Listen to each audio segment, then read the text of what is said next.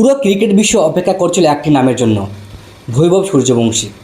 কোটি কোটি ভারতীয় সমর্থক ভেবেছিলেন আজ ভারতের জার্সিতে ইতিহাস তৈরি হবে, কিন্তু টিম শিট প্রকাশ হতেই সবাই হতবাক।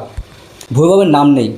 আর সেই সিদ্ধান্তর পর মাঠে যা হলো তা দেখে প্রশ্ন তুলতেই হচ্ছে, টিম ম্যানেজমেন্ট কী ভুল সিদ্ধান্ত নিল।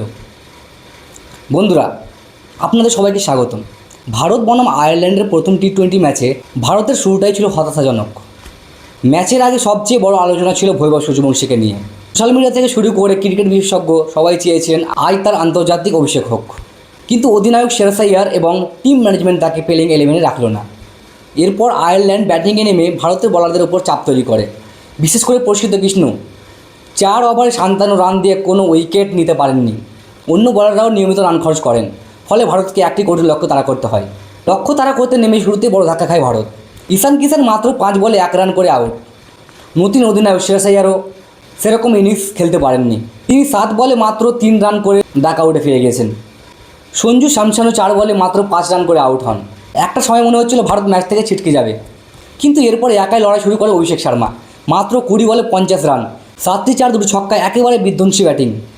তিনি দেখিয়ে দিলেন কেন তাকে ভারতের ভবিষ্যৎ ম্যাচ উইনার বলা হয়। তার আগ্রাসী ইনিংস না থাকলে ম্যাচ আরও কঠিন হয়ে যেতে পারত। তবুও ম্যাচ শেষে সবচেয়ে বড় আলোচনার বিষয় একটাই, বৈভব সূর্যবংশীকে সুযোগ দেওয়া হলো না কেন। যে ছেলেটিকে দেখার জন্য এত মানুষ অপেক্ষা করেছিল তাকে বেঞ্চে বসে রাখা হলো। অবশ্য এটা বলা ঠিক নয় যে বৈভব খেলে নিশ্চয়ই ভারত জিতে যেত, সেটা কেউ জানে না, কিন্তু তাকে সুযোগ না দেওয়ার সিদ্ধান্ত নিয়ে সমর্থকদের হতাশা যে বেড়েছে সেটা সোশ্যাল মিডিয়া দেখলেই বোঝা যায়। প্রথম ম্যাচে ভারতের ব্যাটিং ও বোলিং দুই বিভাগে বেশ কিছু ভুল চোখে পড়েছে। ওপেনিং ব্যর্থ, অধিনায়ক ব্যর্থ, মিডল অর্ডার ব্যর্থ, বলারদের অতিরিক্ত রান, সব মিলিয়ে ভারতের জন্য এটি ভুলে যাওয়ার মতো একটি ম্যাচ। তবে সিরিজ এখনও শেষ হয়নি, সামনে আরও ম্যাচ আছে।